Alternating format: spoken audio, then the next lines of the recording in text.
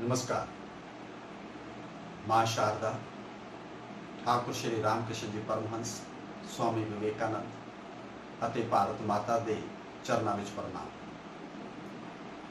ਮੈਨੂੰ ਅੱਜ ਇਸ ਗੱਲ ਦੀ ਬੜੀ ਖੁਸ਼ੀ ਮਹਿਸੂਸ ਹੋ ਰਹੀ ਹੈ ਕਿ ਮੈਂ ਤੁਹਾਡੇ ਨਾਲ ਹਿੰਦੁਸਤਾਨ ਦੇ ਹੀ ਨਹੀਂ ਪੂਰੀ ਦੁਨੀਆ ਦੇ ਇੱਕ ਅਜਿਹੇ ਮਹਾਪੁਰਸ਼ ਦੇ ਸੰਬੰਧ ਵਿੱਚ ਤੁਹਾਡੇ ਨਾਲ ਗੱਲਬਾਤ ਕਰਨ ਜਾ ਰਹੇ ਹਾਂ ਜੋ 19ਵੀਂ ਸਦੀ ਦੇ ਵਿੱਚ ਦੁਨੀਆ ਦੇ ਮਾਨਸ ਪਟਲ ਤੇ ਆਏ ਔਰ ਪੂਰੀ ਦੁਨੀਆ ਉਹਨਾਂ ਦੇ ਅੱਗੇ ਨਤਮਸਤਕ ਹੋਈ। 20ਵੀਂ ਸਦੀ ਉਹਨਾਂ ਨੂੰ ਸਮਝਣ ਦੇ ਵਿੱਚ ਕਾਮਯਾਬ ਰਹੀ ਔਰ ਪੂਰੀ ਦੁਨੀਆ ਨੇ ਹਿੰਦੁਸਤਾਨ ਸਮੇਤ ਇਸ ਗੱਲ ਨੂੰ ਕਬੂਲ ਕੀਤਾ ਕਿ ਆਉਣ ਵਾਲੇ ਸਮੇਂ ਦੀਆਂ ਚੁਣੌਤੀਆਂ ਦਾ ਮੁਕਾਬਲਾ ਅਗਰ ਅਸੀਂ ਕਿਸੇ ਮਹਾਪੁਰਸ਼ ਦੇ ਜੀਵਨ ਤੇ ਉਪਦੇਸ਼ ਨੂੰ ਸਮਝ ਕੇ ਕਰ ਸਕਦੇ ਹਾਂ ਤਾਂ ਉਹ ਸ਼ਖਸੀਅਤ ਹਨ स्वामी विवेकानंद। ठाकुर श्री रामकृष्ण परमहंस जी के परम शिष्य और अज असी जदों 21वीं शताब्दी के अंदर एक नवीं चुनौतियों का सामना करन जा रहे हैं और आने वाले समय के विच हालात होर भी बदलणगे और बड़ी तेजी के नाल बदलणगे तां असी अज इस गल दे उत्ते विचार वटांदरा करांगे कि स्वामी विवेकानंद जी का जीवन और उन्हों का संदेश 21वीं सदी दे विच सार्थक है। जदों मैं अपनी इस गल नूं स्वामी विवेकानंद जी के संदर्भ के अंदर तुहाडे नाल एक सवालिया निशान के तौर के उत्ते सांझी कर रहा तो उसका एक बहुत वड्डा अर्थ है। वो अर्थ यह है कि जदों असीं स्वामी विवेकानंद जी नूं पढ़दे हाँ और अज दे हिंदुस्तान के नौजवान नूं देखदे हाँ तो दोनों दे विच एक समानता नज़र आती है। जिस वेले स्वामी विवेकानंद जी का जन्म होया 12 जनवरी 1863 को कलकत्ता के अंदर, उस वेले जो सवाल स्वामी विवेकानंद जी ने अपने बचपन के विच देखे जो महसूस किए उन्होंने वो सवाल ठाकुर श्री रामकृष्ण जी परमहंस अगे रखे। और एक मैं जदों कह रहे हैं कि असी अज के नौजवान दे विच समानता देखते हाँ तो वह समानता यह है कि जिस तरह स्वामी विवेकानंद जी जिन्हों के बचपन का नाम नरेंद्र नाथ दत्त सी, उन्होंने किसी भी गल नूं उन्नी देर तक कबूल नहीं किया जिन्नी देर तक वो गल उन्होंने दिल के दिमाग नूं छू नहीं गई, जिन्नी देर तक उसके प्रति कन्विंस नहीं हो गए, विज्ञानिक तौर के उत्ते कन्विंस नहीं हो गए, उन्होंने उस गल नूं कबूल नहीं किया। अज का हिंदुस्तान का नौजवान भी किसी भी गल नूं किसी भी गल नूं उन्नी देर तक वो मनन नूं तैयार नहीं, चाहे वो गल किसी ने भी क्यों ना कही होवे, माता पिता ने क्यों ना कही होवे, गुरु ने क्यों ना कही होवे, किसी बड़े महापुरुष ने क्यों ना कही होवे, जिन्नी देर तक वो उसके दिल के दिमाग नूं छू नहीं जाती, जिन्नी देर तक वो विज्ञानिक पद्धर के उत्ते उसनूं कन्विंस नहीं करा दिंदी, उन्नी देर तक वो नौजवान उसनूं मनन नूं तैयार नहीं। इसलिए 20वीं सदी के अंदर स्वामी विवेकानंद जी नूं हिंदुस्तान के नौजवानों का आदर्श कहा गया, क्योंकि विवेकानंद जी ने अपने जीवन के अंदर जो सवाल पूछे, विवेकानंद जी ने जो सवाल खड़े किए, वो सवाल सिर्फ विवेकानंद जी के नहीं सन, नरेंद्रनाथ दत्त के नहीं सन, वो हर एक हिंदुस्तानी का सवाल सी। वो हर एक हिंदुस्तानी का सवाल सी जो 20वीं सदी के अंदर सी। वो हर एक हिंदुस्तानी नौजवान का सवाल है जो अज 21वीं सदी के विच इस वातावरण के विच जी रहा है और आने वाली सदियों के विच वो नौजवान जदों तक अपने अंदरों उन्होंने सवालों के जवाब लभ नहीं लैणगे, वो सवाल जो नरेंद्रनाथ दत्त दे सन वो उन्होंने नौजवानों के बने रहणगे। इस तो पहला कि असीं उन्होंने सवालों के और उन्होंने जवाब जो विवेकानंद जी ने अपने जीवन के संदेश के राही सानू देने की कोशिश की, असीं उत्ते विचार वटांदरा करिए। मैं एक गल तुहाडे नाल होर सांझी करना करनी जरूरी समझदा। जिस वेले स्वामी विवेकानंद जी का जन्म हुंदा है उस वेले हिंदुस्तान एक गुलाम मुल्क है, राजनीतिक तौर के उत्ते गुलाम है, उसका कोई अस्तित्व नहीं है।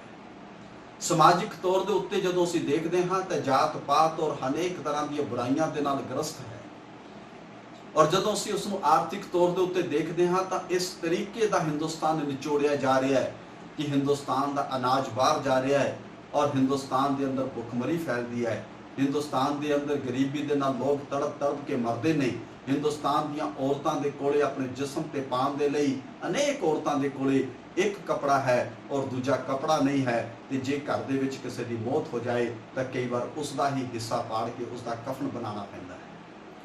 ਧਾਰਮਿਕ ਤੌਰ ਦੇ ਉੱਤੇ ਅੰਧ ਵਿਸ਼ਵਾਸ ਇਸ ਕਦਰ ਵੱਧ ਚੁੱਕਾ ਹੈ ਕਿ ਹਿੰਦੁਸਤਾਨ ਦੇ ਧਾਰਮਿਕ ਗ੍ਰੰਥਾਂ ਦਾ ਅਗਰ ਹੋਂਦ ਦੇ ਵਿੱਚ ਫਿਜ਼ੀਕਲ ਰੂਪ ਦੇ ਵਿੱਚ ਉਸ ਵੇਲੇ ਦੇਖਿਆ ਜਾਏ ਤਾਂ ਸਾਨੂੰ ਲੱਭਦਾ ਨਹੀਂ, ਔਰ ਬਹੁਤ ਸਾਰੇ ਰੀਤੀ ਰਿਵਾਜ ਇਸ ਤਰੀਕੇ ਦੇ ਨਾਲ ਫੈਲਾਏ ਜਾਂਦੇ ਨੇ ਕਿ ਉਹਨਾਂ ਨੂੰ ਗ੍ਰੰਥਾਂ ਦਾ ਔਰ ਇੱਥੋਂ ਤੱਕ ਕਿ ਕਈ ਵਾਰੀ ਵੇਦ ਦਾ ਹਵਾਲਾ ਦੇ ਕੇ ਵੀ ਫੈਲਾਏ ਜਾਂਦੇ ਨੇ, ਜਦ ਕਿ ਅਸਲੀਅਤ ਦੇ ਵਿੱਚ ਉਹ ਕੁਝ ਵੀ ਨਹੀਂ ਸੀ। ਇੱਕ ਐਸੀ ਮਾਨਸਿਕਤਾ ਦੇ ਵਿੱਚ ਜਦੋਂ ਹਿੰਦੁਸਤਾਨ ਜੀ ਰਿਹਾ ਹੈ ਔਰ ਗੁਲਾਮੀ ਇਸ ਕਦਰ ਤੱਕ ਫੈਲ ਚੁੱਕੀ ਹੈ ਕਿ ਹਿੰਦੁਸਤਾਨ ਦਾ ਇੱਕ ਵੀ ਨੌਜਵਾਨ 19ਵੀਂ ਸਦੀ ਦੇ ਉਸ ਆਖਰੀ ਹਿੱਸੇ ਤੱਕ ਜਾਂਦੇ ਜਾਂਦੇ ਨਹੀਂ ਉੱਠ ਖੜਾ ਹੁੰਦਾ ਜਿਹੜਾ ਅੰਗਰੇਜ਼ ਨੂੰ ਇਹ ਗੱਲ ਕਹਿ ਸਕੇ ਕਿ ਅਸੀਂ ਹਿੰਦੁਸਤਾਨ ਨੂੰ ਆਜ਼ਾਦ ਕਰਾਉਣਾ ਹੈ, ਹਿੰਦੁਸਤਾਨ ਨੂੰ ਆਜ਼ਾਦੀ ਚਾਹੀਦੀ ਹੈ। ਇਸ ਗੁਲਾਮੀ ਦੇ ਮਾਹੌਲ ਦੇ ਵਿੱਚ ਉਸ ਵੇਲੇ ਹਿੰਦੁਸਤਾਨ ਜੀ ਰਿਹਾ ਸੀ, ਜਿਸ ਵੇਲੇ ਵਿਵੇਕਾਨੰਦ ਜੀ ਦਾ ਜਨਮ ਹੋਇਆ। ਔਰ ਅੱਜ ਵੀ ਜਦੋਂ ਅਸੀਂ ਹਾਲਾਤ ਦੇਖਦੇ ਹਾਂ ਤਾਂ ਕੁਝ ਫਰਕ ਜ਼ਰੂਰ ਹੈ। ਅੱਜ ਇੱਕ ਹਿੰਦੁਸਤਾਨ ਆਜ਼ਾਦ ਮੁਲਕ ਹੈ, ਹਿੰਦੁਸਤਾਨ ਦਾ ਇੱਕ ਆਪਣਾ ਅਸਤਿਤਵ ਹੈ,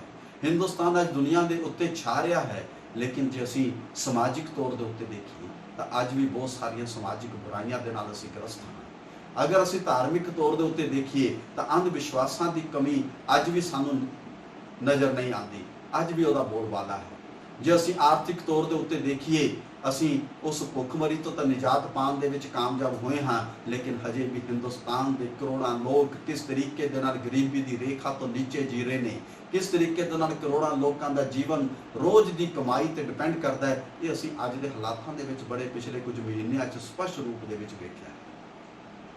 ਇਸ ਲਈ ਸਵਾਮੀ ਵਿਵੇਕਾਨੰਦ ਜੀ ਦੇ ਸਵਾਲ, ਸਵਾਮੀ ਵਿਵੇਕਾਨੰਦ ਜੀ ਦਾ ਜੀਵਨ ਤੇ ਸਵਾਮੀ ਵਿਵੇਕਾਨੰਦ ਜੀ ਦਾ ਸੰਦੇਸ਼ ਅੱਜ ਦੇ ਨੌਜਵਾਨਾਂ ਦੇ ਲਈ ਮੈਂ ਕਹਿੰਦਾ ਕਿ ਉਹ ਸਾਰਥਕ ਹੈ, ਲੇਕਿਨ ਅਸੀਂ ਉਸ ਨੂੰ ਵਿਗਿਆਨਿਕ ਤੌਰ ਤੇ ਦੇਖਣ ਦੀ ਕੋਸ਼ਿਸ਼ ਕਰਾਂਗੇ। ਜਦੋਂ ਅਸੀਂ ਕਹਿੰਦੇ ਹਾਂ ਕਿ ਵਿਗਿਆਨਿਕ ਤੌਰ ਦੇ ਉੱਤੇ ਤਾਂ ਸਾਡਾ ਇਹ ਸਵਾਲ ਬਣਦਾ ਹੈ ਕਿ ਅੱਜ ਦਾ ਹਿੰਦੁਸਤਾਨ ਦਾ ਨੌਜਵਾਨ ਕੀ ਚਾਹੁੰਦਾ ਹੈ। ਮੈਂ ਸਮਝਦਾ ਹਾਂ ਕਿ ਹਿੰਦੁਸਤਾਨ ਦੇ ਨੌਜਵਾਨ ਦੇ ਅੱਗੇ 5 ਸਿਨੈਰੀਓ ਸਾਹਮਣੇ ਆਉਂਦੇ ਨੇ ਉਸ ਦੇ ਆਪਣੇ ਵਕਤਿਤਵ ਨੂੰ ਦੇਖਦੇ ਹੋਏ। ਹਿੰਦੁਸਤਾਨ ਦਾ ਨੌਜਵਾਨ ਜਦੋਂ ਅੱਜ ਪੂਰੀ ਦੁਨੀਆ ਦੇ ਵਿੱਚ ਛਾ ਰਿਹਾ ਹੈ ਤਾਂ ਉਹਦੀ ਇੱਕ ਪਹਿਚਾਣ ਦਾ ਪਹਿਲਾ ਔਰ ਵੱਡਾ ਸਵਰੂਪ ਇਹ ਹੈ ਕਿ ਹਿੰਦੁਸਤਾਨ ਦੇ ਨੌਜਵਾਨ ਦਾ ਦਿਮਾਗ ਬੜਾ ਖੁੱਲਾ ਹੈ, ਬਹੁਤ ਵਿਸ਼ਾਲ ਹੈ। ਉਹ ਖੁੱਲਾ ਤੇ ਵਿਸ਼ਾਲ ਦਿਮਾਗ ਹੀ ਅਪਣਾਉਣਾ ਚਾਹੁੰਦਾ ਹੈ। ਔਰ ਉਸ ਦੀ ਸਭ ਤੋਂ ਵੱਡੀ ਮਿਸਾਲ ਸਾਨੂੰ ਦੇਖਣ ਨੂੰ ਮਿਲਦੀ ਹੈ ਸਵਾਮੀ ਵਿਵੇਕਾਨੰਦ ਜੀ ਦੇ ਆਪਣੇ ਜੀਵਨ ਤੋਂ। ਜਦੋਂ ਮੈਂ ਕਹਿੰਦਾ ਕਿ ਖੁੱਲਾ ਦਿਮਾਗ, ਇੱਕ ਵਿਸ਼ਾਲ ਦਿਮਾਗ ਜਿਸ ਦੀਆਂ ਗਹਿਰਾਈਆਂ ਸਮੁੰਦਰ ਤੱਕ ਹੋਣ ਔਰ ਜਿਸ ਦੀ ਵਿਸ਼ਾਲਤਾ ਆਸਮਾਨ ਵਰਗੀ ਹੋਵੇ, ਉਹ ਤਾਂ ਸਵਾਮੀ ਵਿਵੇਕਾਨੰਦ ਜੀ ਦਾ ਜੀਵਨ ਤੇ ਸੰਦੇਸ਼ ਕਿਸ ਤਰੀਕੇ ਦੇ ਨਾਲ ਹਿੰਦੁਸਤਾਨ ਦੀ ਇਸ ਨੌਜਵਾਨ ਦੀ ਓਪਨਨੈਸ ਨੂੰ, ਉਸ ਦੀ ਬ੍ਰੌਡ ਮਾਈਂਡਡਨੈਸ ਤੇ ਖਰਾ ਉਤਰਦਾ ਹੈ।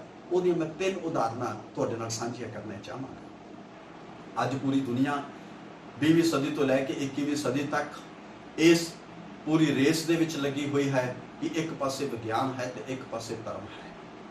19ਵੀਂ ਸਦੀ ਦੇ ਵਿੱਚ ਤਾਂ ਇਹ ਗੱਲ ਮੰਨ ਹੀ ਲਈ ਗਈ ਸੀ ਜਦੋਂ ਵਿਵੇਕਾਨੰਦ ਜੀ ਦਾ ਜਨਮ ਹੋਇਆ ਔਰ ਜਦੋਂ ਵਿਵੇਕਾਨੰਦ ਜੀ ਅਮਰੀਕਾ ਔਰ ਯੂਰੋਪੀਅਨ ਕੰਟਰੀਜ਼ ਦੇ ਵਿੱਚ ਗਏ ਕਿ ਧਰਮ ਵੱਖਰਾ ਹੈ ਤੇ ਸਾਇੰਸ ਵੱਖਰੀ ਹੈ। ਮੈਂ ਪ੍ਰਮਾਣਿਕ ਤੌਰ ਦੇ ਉੱਤੇ ਗੱਲ ਕਹਿ ਸਕਦਾ ਹਾਂ ਕਿ ਵਿਸ਼ਵ ਦੇ ਮਾਨਸ ਪਟਲ ਦੇ ਉੱਤੇ ਕਿਸੇ ਸੰਨਿਆਸੀ ਨੇ ਅਗਰ ਸਭ ਤੋਂ ਪਹਿਲਾਂ ਇਹ ਗੱਲ ਕਹਿਣ ਦੀ ਹਿੰਮਤ ਕੀਤੀ ਕਿ ਨਹੀਂ, ਧਰਮ ਤੇ ਵਿਗਿਆਨ ਵੱਖਰਾ ਨਹੀਂ, ਧਰਮ ਤੇ ਵਿਗਿਆਨ ਇੱਕੋ ਹੀ ਹਨ, ਤਾਂ ਉਹ ਸਨ ਸਵਾਮੀ ਵਿਵੇਕਾਨੰਦ, ਜਿਨ੍ਹਾਂ ਨੇ ਪਹਿਲੀ ਵਾਰ ਉਸ ਵੇਲੇ ਦੇ ਸਾਇੰਟਿਸਟਾਂ ਨੂੰ ਇਸ ਗੱਲ ਦੇ ਉੱਤੇ ਸੋਚਣ ਤੇ ਮਜਬੂਰ ਕੀਤਾ ਕਿ ਜਿਸ ਵਿਗਿਆਨ ਦੀ ਖੋਜ ਦੇ ਵਿੱਚ ਤੁਸੀਂ ਲੱਗੇ ਹੋ ਉਹ ਵੀ ਸੱਚ ਹੈ, ਤੇ ਜਿਸ ਵਿਗਿਆਨ ਦੀ ਖੋਜ ਹਿੰਦੁਸਤਾਨ ਦੇ ਅੰਦਰ ਹਜ਼ਾਰਾਂ ਸਾਲ ਪੁਰਾਣੀ ਪਰੰਪਰਾ ਦੇ ਅਨੁਸਾਰ ਰਿਸ਼ੀਆਂ ਮਹਾਰਿਸ਼ੀਆਂ ਨੇ ਕੀਤੀ ਹੈ, ਆਪਣੇ ਸਰੀਰ ਨੂੰ ਲੈਬੋਰਟਰੀ ਬਣਾ ਕੇ ਕੀਤੀ ਹੈ, ਜਿਹਦੀ ਸਭ ਤੋਂ ਵੱਡੀ ਉਦਾਹਰਣ ਉਹਨਾਂ ਦੇ ਆਪਣੇ ਗੁਰੂ ਠਾਕੁਰ ਸ਼੍ਰੀ ਰਾਮਕ੍ਰਿਸ਼ਨ ਜੀ ਪਰਮਹੰਸ ਸਨ, ਉਹ ਵੀ ਇੱਕ ਵਿਗਿਆਨ ਹੈ। ਉਸ ਦੇ ਵਿੱਚ ਵੀ ਏਮ ਸੱਚਾਈ ਨੂੰ ਲੱਭਣਾ ਹੀ ਹੈ।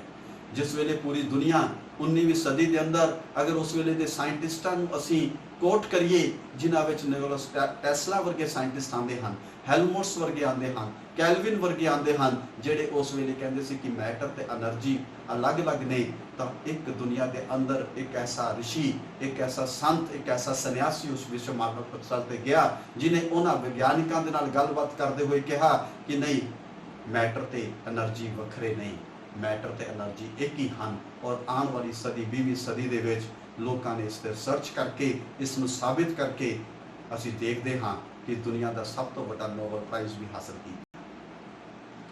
ਉਹ ਪਹਿਲੇ ਸੰਨਿਆਸੀ ਸਨ ਜਿਨ੍ਹਾਂ ਨੇ ਇਹ ਗੱਲ ਕਹੀ कि मैं हर एक विग्यानिक ਨੂੰ हर एक साइंटिस्ट ਨੂੰ ऋषि ਮੰਨਦਾ ਹਾਂ।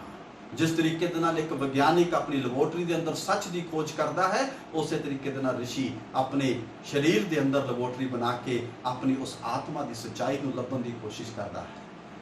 ਇਹ ਉਸ ਵੇਲੇ ਦੀ ਇੱਕ क्रांति ਸੀ जिन्हें दुनिया के वड्डे वड्डे लोगों के दिमाग खोल दिते और एक विशालता का सबूत साढ़े सामने रखा साइंस के रिलीजन के कंटैक्स्ट के अंदर। मैं दूजी मिसाल तुहाडे नाल रखनी चाहांगा कि आम तौर के उत्ते असीं संकीर्णता देखते हाँ, तो संकीर्णता का सब तो वड्डा प्रगटावा जो असीं देख रहे हाँ तो वह धर्म के अंदर हुंदा है। हिंदुस्तानियों के लिए बड़ी गर्व की गल है, हिंदुस्तानियों की सभ्यता की पहचान नूं दुनिया दे विच स्थापित करने वाला वो दिन है। जे मैं इसनूं होर स्पष्ट रूप दे विच कहां कि हिंदुस्तान की आज़ादी 15 अगस्त 1947 नूं हुई, लेकिन उस आज़ादी का बीज अगर असीं कहिए भी किसी दिन बीजिया गया तो वो सी 11 सितंबर 1893 जदों स्वामी विवेकानंद जी ने world parliament of religion Chicago के अंदर जो उस वेले का एक बहुत वड्डा दुनिया का जिन्हों असीं पंजाबी च कहिए मेला लग्या होया सी, उत्सव मनाया जा रहा सी, एक फेस्टिवल सी, ग्रैंड फेस्टिवल सी। अमरीका अपनी आज़ादी का 400 साला मना रहा सी। तो 11 सितंबर 1893 नूं स्वामी विवेकानंद जी ने जदों उस वर्ल्ड पार्लीमेंट ऑफ रिलीजन्स दे विच अपनी गल कही और उन्होंने बड़ी डंके की चोट के उत्ते कहा कि मैनू हिंदुस्तान दे विचों आम ते गर्व है। तो जे मैं उन्होंने दे एग्जैक्ट शब्दों को तुहाडे सामने रखा तो उन्होंने अपनी उस स्पीच दे विच कहा सी, सारे धर्मां दी माता वैदिक धर्म वालों मैं आप जी नूं धन्नवाद करदा हां ਅਤੇ ਪਿੰਨ ਸੰਪਰਦਾਵਾਂ ਤੇ ਲੱਖਾਂ ਕਰੋੜਾਂ ਹਿੰਦੂਆਂ ਵੱਲੋਂ ਵੀ ਮੈਂ ਤੁਹਾਡਾ ਧੰਨਵਾਦ ਕਰਦਾ ਹਾਂ। ਮੈਨੂੰ ਅਜਿਹੇ ਧਰਮ ਦੇ ਅਨੁਜਾਈ ਹੋਣ ਦਾ ਮਾਣ ਹੈ ਜਿਸ ਨੇ ਸਾਰੇ ਸੰਸਾਰ ਨੂੰ ਸਹਿਨਸ਼ੀਲਤਾ ਤੇ ਵਿਆਪਕ ਸਵੀਕ੍ਰਿਤੀ ਦੇਣ ਦੀ ਸਿੱਖਿਆ ਦਿੱਤੀ ਹੈ। ਅਸੀਂ ਸਿਰਫ ਉਦਾਰਤਾ ਵਿੱਚ ਹੀ ਯਕੀਨ ਨਹੀਂ ਰੱਖਦੇ ਬਲਕਿ ਅਸੀਂ ਸਾਰੇ ਧਰਮਾਂ ਨੂੰ ਸੱਚਾ ਮੰਨਦੇ ਹਾਂ। ਇਸੇ ਸਪੀਚ ਦੇ ਵਿੱਚ ਉਹਨਾਂ ਨੇ ਅੱਗੇ ਜਾ ਕੇ ਗੱਲ ਕਹੀ ਕਿ ਮੈਨੂੰ ਅਜਿਹੀ ਕੌਮ ਵਿੱਚ होने का मान है जिसने इस धरती ते अलग अलग धर्मां ते कौमां दे 27 शरणार्थियों नूं आसरा दिता। मनु ये दसदियां फकर हो रहा है कि यहूदियों दी आजादां दे पवित्र निशान साडे दिलां दे विच हन। रोमन शासकां ते अत्याचारां दे 27 जदों यहूदी शरण लैण लई दक्षिण भारत विच आए तां असीं उन्हां नूं गले लगाया ते आसरा दिता। मनु अजिहे धर्म विच जन्म लैण दा मान है जिसने पारसी जाति नूं सुरक्षा दित्ती अते उस महान कौम दे निशानां नूं हुण तक असीं संभाल के रखिया होया है। इस तरीके दे नाल उन्हां ने दुनिया नूं इस गल नूं दस्सण ते कन्विंस कराउण दी कोशिश कीती कि हिंदुस्तान दी संस्कृति, हिंदुस्तान दा सभ्याचार आरंभ तो ही आद तो ही सारिਆਂ ਨੂੰ ਆਪਣੇ ਵਿੱਚ ਸਮੇਟਣ ਦੀ क्षमता ਰੱਖਦਾ ਹੈ, ਸਾਰਿਆਂ ਨੂੰ ਬਰਾਬਰ ਸਮਝਦਾ ਹੈ ਔਰ ਸਿਰਫ ਉਹਨਾਂ ਨੂੰ ਸਹਿਣ ਹੀ ਨਹੀਂ ਕਰਦਾ, ਉਹਨਾਂ ਨੂੰ ਆਪਣਾ ਸਮਝਦਾ ਹੈ। ਇਹ ਉਦਾਰਤਾ, ਇਹ ਵਿਸ਼ਾਲਤਾ ਉਹ ਹਿੰਦੁਸਤਾਨ ਦੀ ਸੰਸਕ੍ਰਿਤੀ ਦੀ ਉਹਨਾਂ ਨੇ 11 ਸਤੰਬਰ 1893 ਨੂੰ ਸਭ ਦੇ ਸਾਹਮਣੇ ਰੱਖੀ। ਔਰ ਕਿਉਂ?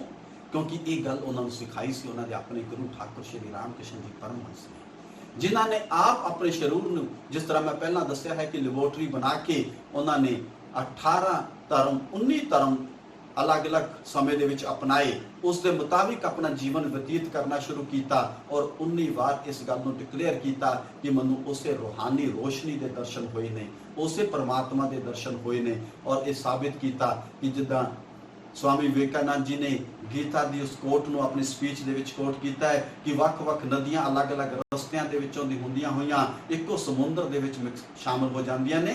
ਇਸੇ ਤਰੀਕੇ ਦੇ ਨਾਲ ਵੱਖ-ਵੱਖ ਲੋਕ ਆਪਣੇ ਵੱਖ-ਵੱਖ ਮਤਾਂ ਨੂੰ ਅਪਣਾਉਂਦੇ ਹੋਏ, ਵੱਖ-ਵੱਖ ਵਿਚਾਰਧਾਰਾ ਨੂੰ ਅਪਣਾਉਂਦੇ ਹੋਏ, ਆਪਣੇ ਅਲੱਗ-ਅਲੱਗ ਢੰਗ ਅਪਣਾਉਂਦੇ ਹੋਏ ਅਖੀਰ ਦੇ ਵਿੱਚ ਉਸ ਇੱਕੋ ਹੀ ਪਰਮ ਪਿਤਾ ਪਰਮੇਸ਼ਵਰ ਦੇ ਵਿੱਚ ਸ਼ਾਮਿਲ ਹੋ ਜਾਂਦੇ ਨੇ।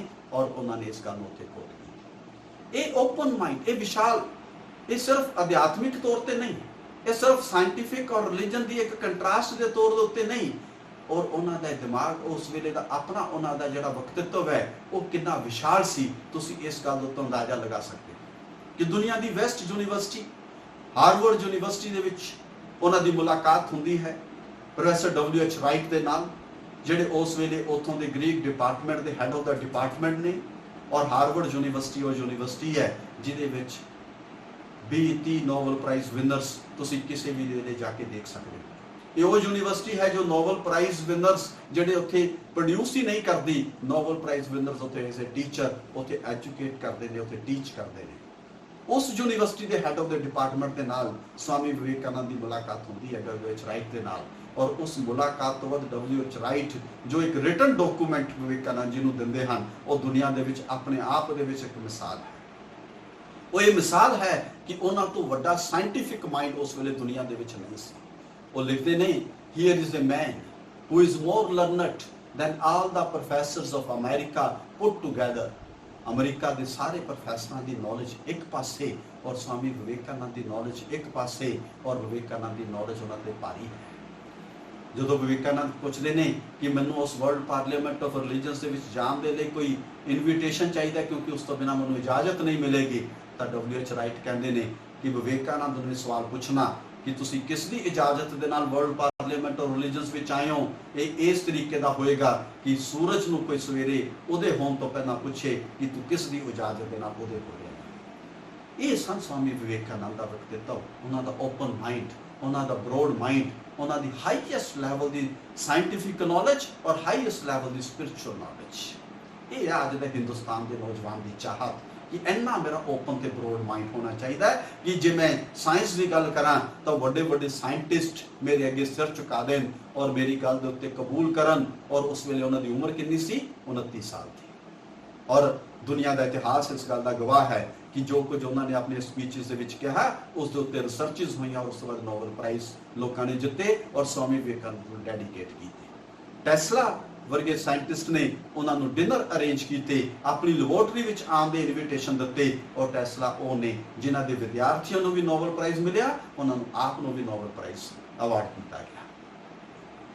दूसरी विशेषता जो असीं देखते हैं कि हिंदुस्तान के नौजवानों की एक चाहत है, वो है ताकत, वो है स्ट्रेंथ। हिंदुस्तान का नौजवान पूरी दुनिया के उत्ते अज छा भी रहा है मानसिक तौर के उत्ते, लेकिन वो स्ट्रेंथ तो ताकत और आत्मविश्वास विल पावर हिंदुस्तान के नौजवान की चाहत है। और जिवें दुनिया के महापुरुषों के उत्ते जदों असीं झात मारते हाँ तो असीं देखते हैं कि 3 महापुरुष दुनिया के विच ऐसे हुए ने जिन्हों ने बड़ी खुल के ताकत की गल की। जे असीं इतिहासिक पक्ष तो उत्तों शुरू करिए तो सब तो पहला अगर असीं देखते हैं कि दुनिया के अंदर सब तो खुल के अगर किसी महापुरुष ने ताकत की गल की, वो सी जिन्होंने भगवत गीता का उपदेश दिता, भगवान श्री कृष्ण जिन्होंने अर्जुन को उपदेश दिता। तो जे गीता के शब्द नूं असीं कहिए भी एक शब्द दे विच समेटना होवे तो वो शब्द बनता है ताकत। जंग के मैदान के अंदर सब तो वड्डा सेनापति हथियार सट दे तो जंग तो लड़न तो इनकार कर दे, उसने एक उपदेश दिता जाए और उपदेश नूं सुन के वो सेनापति ना सिर्फ उठ खड़ा होवे बल्कि उस जंग नूं लड़े और जित दे अंजाम तक पहुंचाए। और अर्जुन उठ के खड़ा होया और पूरी महाभारत की जिहड़ी जंग है उसका एक नक्शा बदल गया और पांडवों की किस तरीके नाल जित हुई वो एक बेस है। अगर सारे का सारा असीं कहना होए तो वह है गीता का उपदेश, वो ताकत की गल। उस तो बाद अगर असीं पिछले कुछ सेंचुरीज दे विच आइए तो असीं देखते हैं कि पंजाब के अंदर सब तो वध खुल के ताकत की गल की 10वें पातशाह श्री गुरु गोबिंद सिंह जी ने। दे शिवा वर मोहि ए शुभ कर्मन ते कबू ना टरूं अरे सो सब जाए लड़ू निश्चय कर अपनी जीत करूं 1.25 लाख से एक लड़ाऊं। ये ताकत की गल डंके की चोट ते जो उन्होंने कही, उन्होंने उस वेले की कौम के अंदर एक नवी जान पैदा की, उन्होंने अंदर शेर पैदा किए, उन्होंने अंदर खालसा साजिया। और असी देखते हैं कि उस वेले की हुकूमत जो लगभग पूरे हिंदुस्तान में छा चुकी सी, जिसमें चुनौती देने वाले बहुत घट सन, तो उस हुकूमत के पैर उखड़ गए और उस तो बाद हुकूमत हिंदुस्तान के उत्ते राज नहीं कर सकी और टुकड़े टुकड़े होती चली गई। ये ताकत की गल सी। अफसोस की गल है कि जदों असीं अज आधुनिक समय के अंदर अपने नौजवानों के नाल ताकत की गल करते हैं तो नौजवान बड़ी फकर के नाल कहते हैं। इस दे विच कोई गलत नहीं है, लेकिन उसकी एक पॉजिटिव अप्रोच भी सानूं देखने की लोड़ है। तो नौजवान कहते हैं कि नपोलियन कहता सी nothing is impossible in this world. No doubt Napoleon एक महान योद्धा सी, इस गल कोई शक नहीं कि नपोलियन का आत्मविश्वास अपने आप दे विच एक उदाहरण देने वाला आत्मविश्वास है। लेकिन जदों असीं स्वामी विवेकानंद नूं पढ़दे हां तां विवेकानंद कहंदे ने everything is possible in this world. दोनों की स्टेटमेंट दे विच कितनी खूबसूरती है, अंतर है, वो तुसीं देख सकते हो। Everything is possible in this world. ये विवेकानंद ने गल सिर्फ कहने नहीं कही, ਉਹ ਵਿਵੇਕਾਨੰਦ ਆਪਣੇ ਢੰਗ ਦੇ ਨਾਲ ਜਦੋਂ ਕਿਸੇ ਨੂੰ ਸਮਝਾਉਂਦੇ ਨੇ ਤਾਂ ਉਸ ਨੂੰ ਅਸੀਂ ਇਸ ਤਰੀਕੇ ਦੇ ਨਾਲ ਬਿਆਨ ਕਰ ਸਕਦੇ ਹਾਂ ਕਿ ਕਿਸੇ ਨੌਜਵਾਨ ਨੂੰ ਪੁੱਛੋ ਹਿੰਦੁਸਤਾਨ ਦੇ ਅੰਦਰ ਕਿ ਤੂੰ ਈਸ਼ਵਰ ਦੇ ਵਿੱਚ ਵਿਸ਼ਵਾਸ ਰੱਖਦਾ ਹੈ, ਤਾਂ ਹੱਥ ਖੜਾ ਕਰੇਗਾ ਕਿ ਹਾਂ ਰੱਖਦਾ ਹਾਂ। ਉਹਨੂੰ ਪੁੱਛੋ ਕਿ ਈਸ਼ਵਰ ਸਾਰੀ ਦੁਨੀਆ ਦੇ ਵਿੱਚ ਸਭ ਤੋਂ ਵੱਧ ਤਾਕਤਵਰ ਹੈ, ਉਸ ਦੀ ਮਰਜ਼ੀ ਤੋਂ ਬਿਨਾਂ ਪੱਤਾ ਨਹੀਂ ਹਿਲਦਾ, ਤਾਂ ਕਬੂਲ ਕਰਦਾ ਕਿ ਬਿਲਕੁਲ ਠੀਕ ਹੈ। ਉਸ ਨੂੰ ਪੁੱਛੋ ਕਿ ਉਹ ਸਰਵ ਸ਼ਕਤੀਮਾਨ ਈਸ਼ਵਰ ਤੁਹਾਡੇ ਅੰਦਰ ਹੈ, ਤਾਂ ਕਹੇਗਾ ਹਾਂਜੀ ਮੇਰੇ ਅੰਦਰ ਹੈ। ਤੇ ਫਿਰ ਉਹ ਸਵਾਲ ਜੋ ਵਿਵੇਕਾਨੰਦ ਇੱਕ ਆਪਣੀ ਸਟੇਟਮੈਂਟ ਦੇ ਵਿੱਚ ਕਹਿੰਦੇ ਨੇ, everything is possible in this world, you can do each and everything, you did not want help of anybody, ਤੈਨੂੰ ਕਿਸੇ ਦੀ ਵੀ ਮਦਦ ਦੀ ਲੋੜ ਨਹੀਂ ਹੈ, ਤੂੰ ਆਪ ਹੀ ਸਭ ਕੁਝ ਕਰ ਸਕਦਾ ਹੈ। ਉਹ ਇਸੇ ਗੱਲ ਦਾ ਸਬੂਤ ਹੈ ਕਿ ਜਦੋਂ ਕਹਿੰਦੇ ਆ ਕਿ ਸਰਵ ਸ਼ਕਤੀਮਾਨ ਮੇਰੇ ਅੰਦਰ ਹੈ, ਤਾਂ ਸਵਾਮੀ ਵਿਵੇਕਾਨੰਦ ਕਹਿੰਦੇ ਨੇ ਤੇ ਆਪਣੇ ਉਸ ਸਰਵ ਸ਼ਕਤੀਮਾਨ ਈਸ਼ਵਰ ਨੂੰ ਪਹਿਚਾਨ ਤੇ ਤੂੰ ਦੁਨੀਆ ਦੇ ਸਭ ਤੋਂ ਤਾਕਤਵਰ ਹੋਏਗਾ, ਕਿਉਂਕਿ ਦੁਨੀਆ ਦੇ ਵਿੱਚ ਉਸ ਦੀ ਮਰਜ਼ੀ ਤੋਂ ਬਿਨਾਂ ਪੱਤਾ ਨਹੀਂ ਹਿਲਦਾ। ਤੂੰ ਗੱਲ ਨੂੰ ਕਬੂਲ ਕਰਦਾ ਹੈ, ਸਿਰਫ ਉਸ ਗੱਲ ਨੂੰ ਰਿਅਲਾਈਜ਼ ਕਰਨ ਦੀ ਲੋੜ। ਉਹਨੇ ਹੀ ਸਪਸ਼ਟ ਤਰੀਕੇ ਦੇ ਨਾਲ ਸਵਾਮੀ ਵਿਵੇਕਾਨੰਦ ਨੇ ਸਟਰੈਂਥ ਦੀ ਗੱਲ ਕੀਤੀ ਔਰ ਬੜੀ ਐਕਸਟ੍ਰੀਮ ਤੱਕ ਕੀਤੀ। ਉਹਨਾਂ ਨੇ ਕਿਹਾ ਸਪਸ਼ਟ ਰੂਪ ਦੇ ਵਿੱਚ strength is life, weakness is death. ਉਹਨਾਂ ਨੇ ਕਿਹਾ ਕਿ ਸਾਰੇ ਉਪਨਿਸ਼ਦਾਂ ਦਾ ਅਗਰ ਸੰਦੇਸ਼ ਮੈਂ ਇੱਕ ਸ਼ਬਦ ਦੇ ਵਿੱਚ ਕਹਿਣਾ ਹੋਵੇ ਤਾਂ ਉਹ ਹੈ ਤਾਕਤ। ਔਰ ਇੱਥੋਂ ਤੱਕ ਨੌਜਵਾਨਾਂ ਨੂੰ ਝੰਜੋੜਦੇ ਹੋਏ ਕਿਹਾ ਕਿ ਤੁਸੀਂ ਤਾਕਤ ਦਾ ਮੁਕਾਬਲਾ ਕਮਜ਼ੋਰੀ ਦੇ ਨਾਲ ਕਰੋਗੇ, ਕਿ ਕਮਜ਼ੋਰੀ ਦਾ ਮੁਕਾਬਲਾ ਕਮਜ਼ੋਰੀ ਦੇ ਨਾਲ ਹੋ ਸਕਦਾ ਹੈ, ਕਿ ਕਮਜ਼ੋਰੀ ਨੂੰ ਕਮਜ਼ੋਰੀ ਦੇ ਨਾਲ ਕੱਟਿਆ ਜਾ ਸਕਦਾ ਹੈ। ਉਹਨਾਂ ਨੇ ਕਿਹਾ ਨਹੀਂ, ਕਮਜ਼ੋਰੀ ਨੂੰ ਅਗਰ ਤੁਸੀਂ ਕੱਟਣਾ ਹੈ, ਅਗਰ ਪਾਪ ਦਾ ਤੁਸੀਂ ਅੰਤ ਕਰਨਾ ਹੈ, ਤਾਂ ਸਭ ਤੋਂ ਪਹਿਲਾਂ ਤੁਹਾਨੂੰ ਆਪਣੇ ਅੰਦਰ ਉਸ ਤਾਕਤ ਦਾ ਸੰਚਾਰ ਕਰਨਾ ਹੋਵੇਗਾ। ਵਿਵੇਕਾਨੰਦ ਨੇ ਤਾਕਤ ਦੀ ਇੰਪੋਰਟੈਂਸ ਇੱਥੋਂ ਤੱਕ ਹੀ ਸੀਮਤ ਨਹੀਂ ਰੱਖੀ। ਉਹਨਾਂ ਨੇ ਇੱਥੋਂ ਤੱਕ ਵੀ ਕਿਹਾ ਕਿ ਮੇਰੀ ਨਜ਼ਰ ਦੇ ਅੰਦਰ ਹਿੰਦੁਸਤਾਨ ਦੇ ਨੌਜਵਾਨਾਂ ਨੂੰ ਗੀਤਾ ਦਾ ਉਪਦੇਸ਼ ਪੜਨ ਤੋਂ ਪਹਿਲਾਂ ਫੁੱਟਬਾਲ ਦਾ ਮੈਚ ਖੇਡ ਲੈਣਾ ਚਾਹੀਦਾ ਹੈ, ਤਾਂ ਕਿ ਉਹ ਫੁੱਟਬਾਲ ਖੇਡਦੇ ਹੋਏ ਉਹਨਾਂ ਦੇ ਸਰੀਰ ਦੇ ਅੰਦਰ ਇੱਕ ਤਾਕਤ ਦਾ ਸੰਚਾਰ ਹੋਵੇ, ਤਾਂ ਹੀ ਉਹ ਗੀਤਾ ਦਾ ਉਪਦੇਸ਼ ਸਮਝਣ ਦੇ ਲਾਇਕ ਹੋ ਸਕਣਗੇ। ਨਹੀਂ ਤਾਂ ਉਹ ਗੀਤਾ ਦਾ ਉਪਦੇਸ਼ ਸਮਝ ਨਹੀਂ ਸਕਣਗੇ ਤੇ ਅਰਜੁਨ ਦੀ ਤਰ੍ਹਾਂ ਉੱਠ ਕੇ ਖੜੇ ਨਹੀਂ ਹੋ ਸਕਣਗੇ। ਇਹ ਵਿਵੇਕਾਨੰਦ ਨੇ ਇੱਥੋਂ ਤੱਕ ਉਹਨਾਂ ਨੂੰ ਕਿਹਾ ਕਿ ਮੈਂ ਉਸ ਵਿਅਕਤੀ ਨੂੰ ਆਸਤਿਕ ਨਹੀਂ ਮੰਨਦਾ ਜਿਹੜਾ 33 ਕਰੋੜ ਦੇਵੀ ਦੇਵਤਾਵਾਂ ਦੇ ਵਿੱਚ ਵਿਸ਼ਵਾਸ ਰੱਖਦਾ ਹੈ, ਲੇਕਿਨ ਆਪਣੇ ਆਪ ਦੇ ਵਿੱਚ ਵਿਸ਼ਵਾਸ ਨਹੀਂ ਰੱਖਦਾ। ਉਹਨਾਂ ਨੇ ਕਿਹਾ ਕਿ ਮੈਂ ਉਸ ਨੂੰ ਆਸਤਿਕ ਮੰਨਦਾ ਹਾਂ ਜਿਹੜਾ ਬੇਸ਼ੱਕ ਕਿਸੇ ਦੇਵੀ ਦੇਵਤਾ ਵਿੱਚ ਵਿਸ਼ਵਾਸ ਨਹੀਂ ਰੱਖਦਾ, ਲੇਕਿਨ ਆਪਣੇ ਆਪ ਦੇ ਵਿੱਚ ਵਿਸ਼ਵਾਸ ਰੱਖਦਾ ਹੈ, ਆਪਣੇ ਅੰਦਰ ਆਤਮ ਵਿਸ਼ਵਾਸ ਪੈਦਾ ਕਰਦਾ ਹੈ। ਮੇਰੀ ਨਜ਼ਰ ਦੇ ਵਿੱਚ ਉਹ ਆਸਤਿਕ ਹੈ, ਉਹ ਨਾਸਤਿਕ ਨਹੀਂ ਹੈ। ਇਹਨਾਂ ਸ਼ਬਦਾਂ ਨੇ ਉਸ ਵੇਲੇ ਦੇ ਹਿੰਦੁਸਤਾਨ ਦੇ ਨੌਜਵਾਨਾਂ ਨੂੰ ਝੰਜੋੜਿਆ, ਉਸ ਵੇਲੇ ਦੇ ਹਿੰਦੁਸਤਾਨ ਦੇ ਨੌਜਵਾਨਾਂ ਨੂੰ ਖੜੇ ਕੀਤਾ, ਔਰ ਤਾਂ ਕਿ ਹਿੰਦੁਸਤਾਨ ਦੀਆਂ ਗੁਲਾਮੀ ਦੀਆਂ ਜੰਜੀਰਾਂ ਨੂੰ ਤੋੜਿਆ ਜਾ ਸਕੇ, ਉਸ ਦੇ ਟੁਕੜੇ ਟੁਕੜੇ ਕੀਤੇ ਜਾ ਸਕਣ। ਇਹੀ ਉਹ ਸਿੱਟਾ ਸੀ ਜੋ 15 ਅਗਸਤ 1947 ਨੂੰ ਹਿੰਦੁਸਤਾਨ ਦੀ ਆਜ਼ਾਦੀ ਦੇ ਰੂਪ ਦੇ ਵਿੱਚ ਸਾਨੂੰ ਦੇਖਣ ਨੂੰ ਮਿਲਦਾ ਹੈ। ਇਹ ਉਹਨਾਂ ਨੇ ਉਸ ਵੇਲੇ ਦੇ ਹਿੰਦੁਸਤਾਨ ਦੇ ਨੌਜਵਾਨਾਂ ਨੂੰ ਪ੍ਰੇਰਨਾ ਦਿੱਤੀ, ਔਰ ਹਿੰਦੁਸਤਾਨ ਦੇ ਨੌਜਵਾਨ ਨੇ ਉਹਨਾਂ ਦੀ ਉਸ ਪ੍ਰੇਰਨਾ ਨੂੰ ਸੁਣਿਆ, ਸਮਝਿਆ ਤੇ ਉੱਠ ਕੇ ਖੜੇ ਵੀ ਹੋਏ। ਅਸੀਂ ਦੇਖਦੇ ਹਾਂ ਔਰ ਅੱਜ ਦੇ ਹਿੰਦੁਸਤਾਨ ਦੇ ਨੌਜਵਾਨ ਨੂੰ ਇਸ ਦੀ ਲੋੜ ਹੈ, ਆਪਣੇ ਅੰਦਰ ਦੀ ਉਸ ਤਾਕਤ ਨੂੰ ਪਹਿਚਾਨਣ ਦੀ ਲੋੜ ਹੈ, ਆਪਣੇ ਅੰਦਰ ਉਸ ਕਮਜ਼ੋਰੀ ਨੂੰ ਕੱਢਣ ਦੀ ਲੋੜ ਹੈ। ਆਪਣੇ ਹਿੰਦੁਸਤਾਨ ਦੀ ਸੱਭਿਅਤਾ ਤੇ ਗਰਵ ਕਰਦੇ ਹੋਏ ਹਿੰਦੁਸਤਾਨ ਦੀ ਸੱਭਿਅਤਾ ਨੂੰ ਪੂਰੀ ਦੁਨੀਆ ਦੇ ਵਿੱਚ ਜਿਸ ਤਰੀਕੇ ਦੇ ਨਾਲ ਵਿਵੇਕਾਨੰਦ ਜੀ ਨੇ ਫੈਲਾਇਆ, ਉਸ ਤਰੀਕੇ ਦੇ ਨਾਲ ਫੈਲਾਉਣ ਦੀ ਲੋੜ ਹੈ, ਤਾਂ ਕਿ ਦੁਨੀਆ ਹਿੰਦੁਸਤਾਨ ਦੀ ਉਸ ਮਹਾਨਤਾ ਨੂੰ ਸਮਝੇ, ਉਸ ਨੂੰ ਪਹਿਚਾਨੇ। ਉਸ ਨਾਲ ਹਿੰਦੁਸਤਾਨ ਦਾ ਵੀ ਭਲਾ ਹੈ ਤੇ ਪੂਰੇ ਮਾਨਵਤਾ ਦਾ ਭਲਾ ਉਸ ਦੇ ਨਾਲ ਹੋਵੇਗਾ। ਤੀਸਰੀ ਗੱਲ ਜੋ ਅਸੀਂ ਦੇਖਦੇ ਹਾਂ ਕਿ ਕਿਸ ਤਰੀਕੇ ਦੇ ਨਾਲ ਕੁਝ ਵਰਗਾਂ ਨੂੰ ਕੁਚਲਿਆ ਜਾਂਦਾ, ਉਦੋਂ ਵੀ ਕੁਚਲਿਆ ਜਾਂਦਾ ਸੀ, ਪੀੜਿਤ ਕੀਤਾ ਜਾਂਦਾ ਸੀ। ਵਿਵੇਕਾਨੰਦ ਜੀ ਦੇ ਮੈਂ ਜੇ ਸਪਸ਼ਟ ਸ਼ਬਦਾਂ ਦੇ ਵਿੱਚ ਕਹਾਂ ਤਾਂ ਉਹਨਾਂ ਚੀਜ਼ਾਂ ਨੂੰ ਦੇਖ ਕੇ ਉਹ ਇੱਕ ਤਰੀਕੇ ਦੇ ਨਾਲ ਰੋ ਪਏ, ਉਹਨਾਂ ਤੋਂ ਸਹਿਨ ਨਹੀਂ ਹੋਇਆ। ਵਿਵੇਕਾਨੰਦ ਜੀ ਖੁਦ ਕਹਿੰਦੇ ਨੇ ਕਿ ਜਦੋਂ ਮੈਂ ਹਿੰਦੁਸਤਾਨ ਦਾ ਭ੍ਰਮਣ ਕਰਦੇ ਹੋਏ ਉਹ ਕੰਨਿਆ ਕੁਮਾਰੀ ਪਹੁੰਚੀ, ਔਰ ਅਸੀਂ ਸਾਰੇ ਜਾਣਦੇ ਹਾਂ ਕਿ ਕਿਸ ਤਰੀਕੇ ਦੇ ਨਾਲ 25, 26, 27 ਦਸੰਬਰ 1892 ਨੂੰ ਉਹਨਾਂ ਨੇ ਉਸ ਚਟਾਨ ਤੇ, ਜਿਸ ਨੂੰ ਅਸੀਂ ਅੱਜ ਵਿਵੇਕਾਨੰਦ ਰੋਕ ਮੈਮੋਰੀਅਲ ਦੇ ਨਾਂ ਤੇ ਜਾਣਦੇ ਹਾਂ, ਉੱਥੇ ਤਪੱਸਿਆ ਕੀਤੀ। ਔਰ ਉਸ ਤੋਂ ਬਾਅਦ ਉਹਨਾਂ ਨੇ ਈਸ਼ਵਰ ਅੱਗੇ ਪ੍ਰਾਰਥਨਾ ਕੀਤੀ ਕਿ ਮੈਨੂੰ ਹਿੰਦੁਸਤਾਨੀਆਂ ਦੇ ਇਸ ਗਰੀਬੀ ਨੂੰ, ਇਸ ਦਰਿਦਰਤਾ ਨੂੰ, ਇਸ ਅਨਪੜ੍ਹਤਾ ਨੂੰ, ਇਸ ਬਿਮਾਰੀ ਨੂੰ ਜੋ ਇਸ ਦੇ ਵਿੱਚ ਪੂਰੀ ਹਿੰਦੁਸਤਾਨ ਗ੍ਰਸਤ ਹੋ ਚੁੱਕਾ ਹੈ, ਉਸ ਤੋਂ ਛੁਟਕਾਰਾ ਦਿਵਾਉਣ ਦਾ ਉਪਾਅ ਦੱਸੋ। ਤਾਂ ਵਿਵੇਕਾਨੰਦ ਜੀ ਉੱਥੇ ਗੱਲ ਕਹਿੰਦੇ ਨੇ ਕਿ India, if India is not dead, it is almost dead। ਕੀ ਭਾਵ ਹੈ ਇਸਦਾ?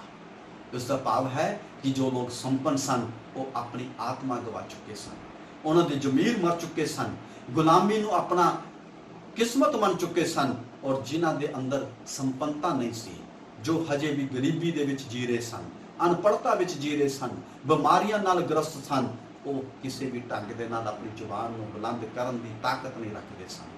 ਔਰਤਾਂ ਦੀ ਹਾਲਤ ਬੇਹੱਦ ਮਾੜੀ ਸੀ, ਉਹਨਾਂ ਹਾਲਾਤਾਂ ਦੇ ਵਿੱਚ ਵਿਵੇਕਾਨੰਦ ਜੀ ਦੇ ਅੱਖਾਂ ਦੇ ਵਿੱਚੋਂ ਹੰਝੂ ਵਹਿੰਦੇ ਹਨ।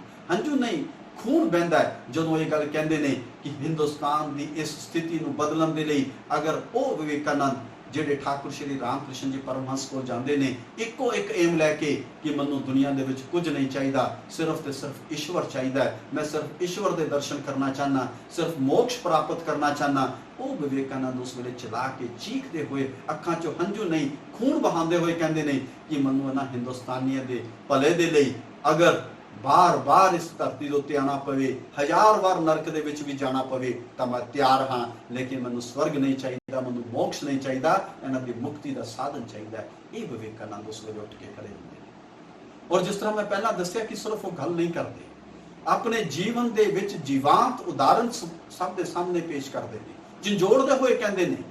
ਉਹ ਇੱਥੋਂ ਤੱਕ ਕਹਿੰਦੇ ਨੇ ਕਿ ਮੈਂ ਉਸ ਪਰਮਾਤਮਾ ਦੇ ਵਿੱਚ ਵਿਸ਼ਵਾਸ ਨਹੀਂ ਰੱਖਦਾ ਜਿਹੜਾ ਇੱਕ ਪਰਮਾਤਮਾ ਇੱਕ ਗਰੀਬ ਦੇ ਮੂੰਹ ਦੇ ਵਿੱਚ ਰੋਟੀ ਦਾ ਨਿਵਾਲਾ ਤੇ ਇੱਕ ਵਿਧਵਾ ਦੇ ਔਰਤ ਦੇ ਆਂਸੂ ਨਹੀਂ ਪੋਸ ਸਕਦਾ। ਇੱਥੋਂ ਤੱਕ ਵਿਵੇਕਾਨੰਦ ਚੀਖਦੇ ਨੇ, ਉਹਨਾਂ ਦੇ ਮਨ ਦਾ ਦਰਦ ਇੱਥੋਂ ਸਾਨੂੰ ਸਪਸ਼ਟ ਰੂਪ ਦੇ ਵਿੱਚ ਦਿਖਾਈ ਦਿੰਦਾ। ਅੱਜ ਅਸੀਂ ਸਾਰੇ ਕਰੋਨਾ ਦੀ ਬਿਮਾਰੀ ਨੂੰ ਅੱਖਾਂ ਰਾਹੀਂ ਦੇਖ ਰਹੇ ਹਾਂ। ਤੁਸੀਂ ਦੇਖ ਰਹੇ ਹੋ ਕਿ ਕਿਸ ਤਰੀਕੇ ਦੇ ਨਾਲ ਜਦੋਂ ਕਰੋਨਾ ਦੀ ਬਿਮਾਰੀ ਕਿਸੇ ਜੀਵ ਨੂੰ ਹੋ ਜਾਂਦੀ ਹੈ ਤਾਂ ਕਿਸ ਤਰੀਕੇ ਦੇ ਨਾਲ ਰਿਸ਼ਤੇਦਾਰ ਉਸਦੇ ਸਕੇ ਸੰਬੰਧੀ ਉਸ ਤੋਂ ਮੂੰਹ ਮੋੜ ਲੈਂਦੇ ਨੇ।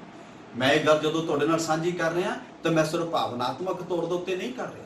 ਲੁਧਿਆਣਾ ਦੇ ਅੰਦਰ ਇੱਕ ਮਿਸਾਲ ਸਾਹਮਣੇ ਆਈ, ਇੱਕ ਮਾਂ ਨੂੰ ਕਰੋਨਾ ਦੀ ਬਿਮਾਰੀ ਨੇ ਜਕੜਿਆ, ਉਸ ਬਿਮਾਰੀ ਦੇ ਨਾਲ ਉਸ ਮਾਂ ਦੀ ਮੌਤ ਹੋ ਗਈ। ਉਸ ਦੇ ਆਪਣਾ ਸਕਾ ਪੁੱਤਰ ਸ਼ਮਸ਼ਾਨ ਘਾਟ ਦੇ ਵਿੱਚ ਉਸ ਨੂੰ ਅਗਨੀ ਦੇਣ ਦੇ ਲਈ ਐਂਟਰ ਨਹੀਂ ਕਰਦਾ, ਉਸ ਨੂੰ ਅਗਨੀ ਨਹੀਂ ਕਰਦਾ, ਪੇਂਟ ਨਹੀਂ ਕਰਦਾ, ਕਾਰ ਦੇ ਵਿੱਚ ਬਾਹਰ ਬੈਠਾ ਰਹਿੰਦਾ ਹੈ। ਇੱਕ ਕਰੋਨਾ ਦੀ ਬਿਮਾਰੀ ਨੇ ਇੱਥੋਂ ਤੱਕ ਸਕੇ ਸੰਬੰਧੀਆਂ ਦੇ ਮੂੰਹ ਮੋੜ ਦਿੱਤੇ।